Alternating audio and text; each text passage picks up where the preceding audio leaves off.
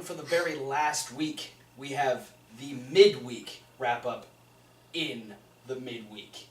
Yeah, because next week, it officially becomes our very last video of our regular reviews when SmackDown moves to Tuesdays. Yeah. But we're not talking about SmackDown yet. We're talking about those 3 shows we talk about every single week, that being Main Event, NXT, Veronica Mars. Not that one. No. We start off with Main Event, where we had some interesting matches. There was 4, too. Like, they had an abundance of matches on Main Event. Yeah, and only one that we didn't actually watch.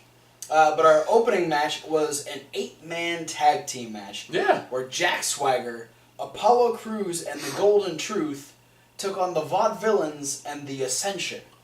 Yeah. We're not sure why, but it happened. They're like, we have all these guys who are here. Let's do something with them. Apparently they didn't do anything on SmackDown. I guess we'll find out later in the week. But Jack Swagger, Apollo Crews, and the Golden Truth would pick up the win after everyone kind of gets taken out to the outside, and Victor ends up going for a lifting knee on Swagger, which he's able to sidestep, lock in the Patriot Lock, and make Victor tap out, because the Ascension had to lose. Yeah. Then we had Becky Lynch take on the returning Alicia Fox, who we haven't seen in a month or 2. It's been a while since she's been mentioned on the rundown. Other than, what's Alicia Fox been doing? Yeah.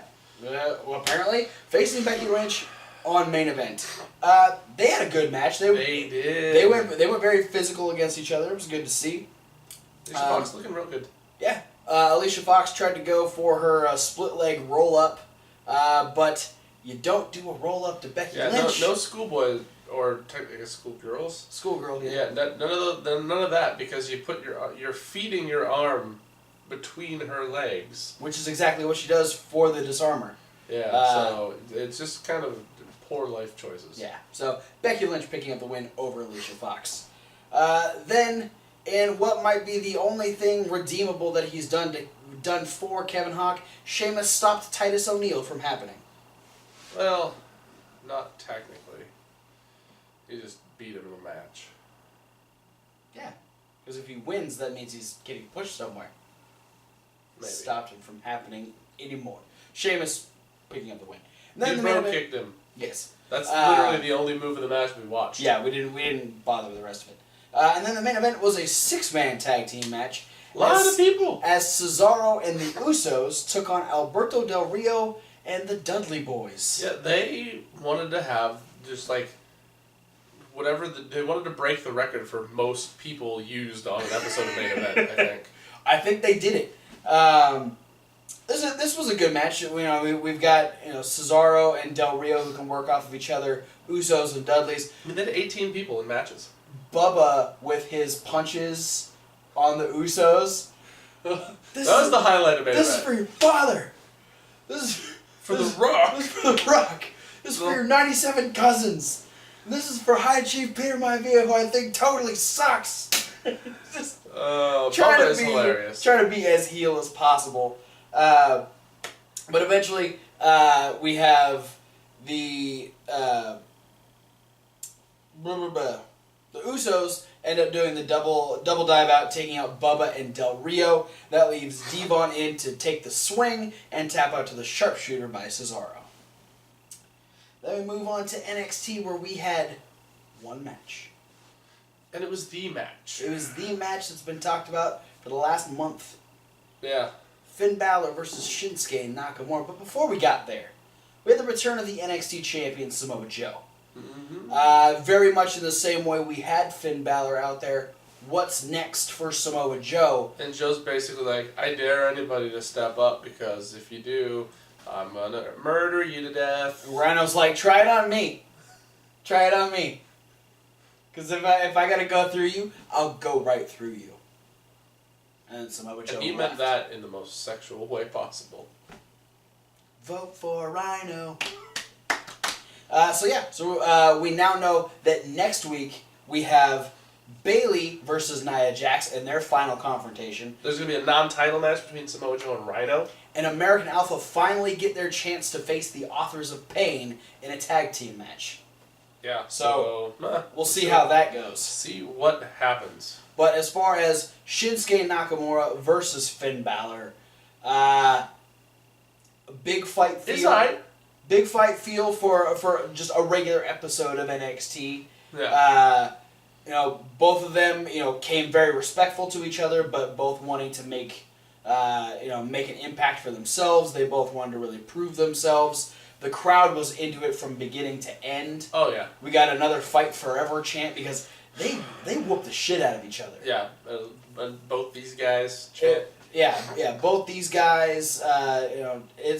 It was a very epic confrontation between these two. I do wish they would have waited for TakeOver. Yeah. Because I think this is a match where it's more suited for that bigger build. There should have been more between the two. There should have been more build for this match. There should have been that bigger atmosphere. Yeah, and I wouldn't be shocked if it happens again at TakeOver. Yeah. Because at this point, depending on how fast they run Samoa Joe and Rhino in a program, which is just getting started. Yeah. That could go potentially to TakeOver. Yeah, since the next TakeOver isn't until the 20th of August. So we've got over a month until the next TakeOver. So we'll have to wait and see. But these two, they killed it. Great match. Both of them kicking out of each other's finishers, which was the first time someone's kicked out of the Kinshasa. Yeah.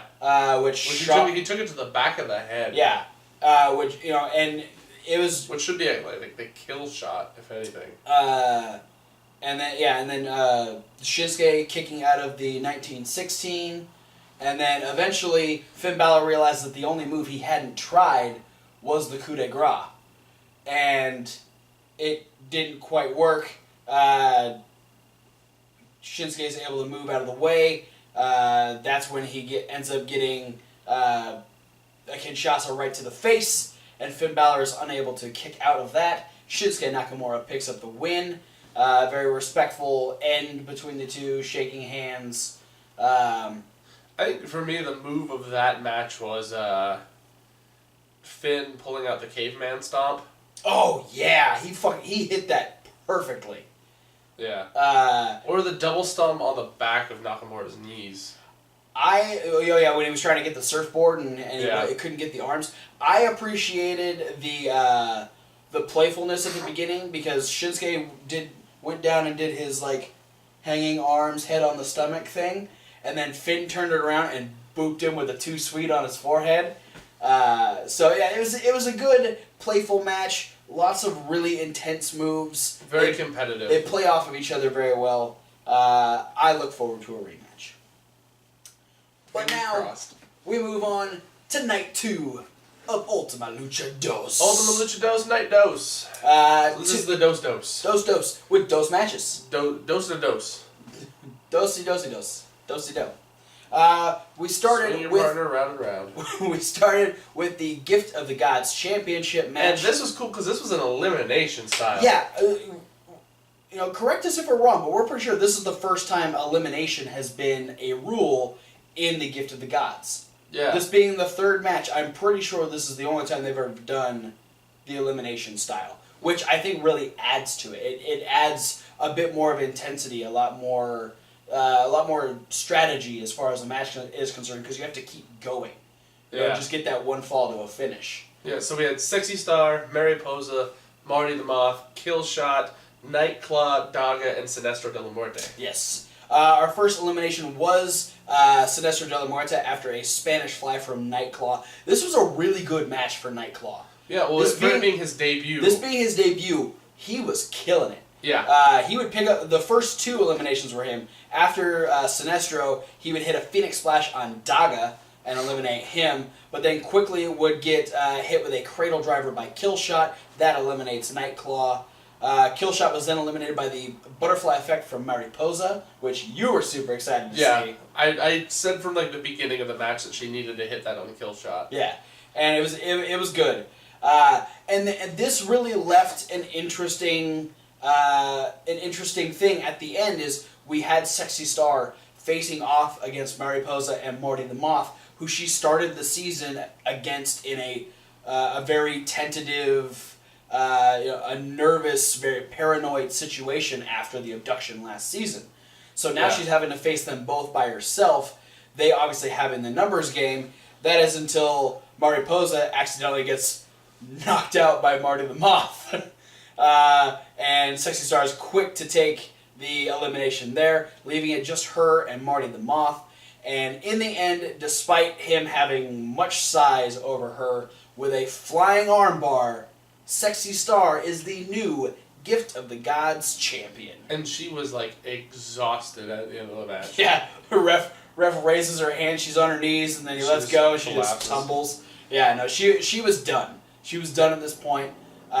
So our very first female Gift of the Gods champion. That's exciting. Cool with that. We'll have to wait and see what happens next season. But our main event was the death match. Pretty much a street fight is what it is. Mil Muertes taking on King Cuerno. And they kicked the shit out of each other quite a bit. They brought it. Both guys bled a little bit. Yeah, I guess Cuerno got scratched somewhere in his neck shoulder region. Yeah. And I noticed by the end of the match, Muertes' lip was busted. Yeah, he got popped in the mouth. The ladder got used really well with a big old Cuerno just fucking dropped Mil Muertes on that, and that thing had no give whatsoever. They ended up fighting up to where the band plays, and Cuerno ended up sliding off and being held on, and then Muertes stepped on his he fell off, and then we were trying to figure out why they kept setting up tables. Yeah, they set up 4 tables. There was 2 on one side, 1 over here, and one like leaned up against the wall. The wall one ended up being used for... It was like the last one they set up and the first one they used. Yeah. So Cuerno, for some ungodly reason, decided it was going to be a good idea to grab Katrina. Yeah. Like as if Mil Muertes wasn't already pissed off at you. They had set up one set of the ring stairs as well. So Muertes runs up the stairs and spears Cuerno right through the first table. And then is just open fucking season. Yeah, for because Muertes. he proceeds to powerbomb King Cuerno like a lap around the ring, going through every table on the way. Yeah. Then back into the ring. And hitting a tombstone for the win. Yeah, on like the lifeless corpse of King Cuerno. I loved his tombstone because Cuerno just like had his arms outstretched. Like he was just he was done. There was no movement from Cuerno. Mil Muertes picks up the win. They stretcher Cuerno out. Yeah. We did have a couple bits of storyline. So just after the main event, as they're kind of running down all these other matches, they start talking about Pentagon Jr. going from facing Vampiro last year to now fighting for the Lucha Underground Championship this year. And Matt starts talking to Vampiro about what the whole situation is with him and Pentagon. We find out that Vampiro has not been taking his medication. He dumps the entire bottle into a trash can and says, "I need to go get my student ready for battle." Yeah. And walks away from the commentary table. So I'm pretty sure we expect to not see Vampiro next week on the season finale of Lucha Underground. Yeah, well, at least not in a commentary capacity. Yeah. Another person that we'll never see again on Lucha Underground is one Mr. Cisco. Never say never. Well, he obviously was arrested by Officer Reyes and Officer Ryan, and was told that if he wore a wire and got Dario Cueto to confess to the crimes that that they're trying to arrest him for, that all of his charges would be dropped. So he does wear the wire. He goes in and tries to make small talk with Dario Cueto, which Dario immediately sees through. Yeah. Because he knew. It feels like he knew something was up from the minute Cisco walked in. Yeah. Because like the first thing he's like is, "I hope you're not here to ask for a match." He's like, "Oh no, because the matches are over." He's like, "No, I'm here to hang out." And then immediately from that point, when he said that he wasn't there to ask for a match, then he's like, oh, then what the hell are you here for? Yeah. Cisco trying to convince him that it was like, hey, we used to hang out all the time. We used to be buddies. And Dario's like, no, we weren't. And then Dario immediately picks up. He's like, you're wearing a wire, aren't you? He goes, no. He's like, unbutton your shirt. He finds the wire. And then starts yelling into it, saying, "Oh, you want me for this?" He ends up breaking, kind of messing up the microphone enough to where they could barely hear what was happening on the other end. And then Cisco found out the hard way that Red Bull gives you wings. Yes, much in the way of Dario and Matanza's mom, he is bludgeoned to death with the Red Bull, and then Dario, hands covered in blood, dials on his phone and says, "It's time." What that Vader means? Time? Tool time? Sexy time? He was talking to Bruce Buffer. Hammer time. It's time! Oh, that time. For the 2-hour season finale of Lucha Underground, which will be next week. Yeah, we still got a lot of matches. We still got Ivelisse versus Taya. Yep. Perfect Woman versus the Baddest Bitch. Yeah, we've got the Trios Championships. Trios Championship with Dragon Azteca versus Black Lotus's debut. Yep. And then we got the two big matches. We got the championship match, Pentagon Jr. challenging the Monster Matanza. Rey Mysterio versus Prince Puma. Prince versus El Rey. It's gonna be a good show next week. So that is it for this week's midweek wrap up. Thanks for watching. Don't forget to like and comment and subscribe. Click all the links down in the description. They'll take you to all of our social medias where you get updates to videos, you get pictures on the Instagram, you get stuff we share all the time. You can check out the podcast if you're planning on just listening to us on your way to work, on your way to school, whatever you're doing, which is better than watching us and driving. Don't do that. Yeah. But if you do plan on watching videos, check out that playlist because it's going to have all of our videos this week. That being starting with the indie news and ending with SmackDown for the very last time. But coming up next, we have our very first review of the WWE Cruiserweight Classic. Yep. So, episode 1's coming up. Yeah, so look forward to that. Thanks for watching, and we'll see you at whatever video you decide to watch next. Fuck that match that we skipped.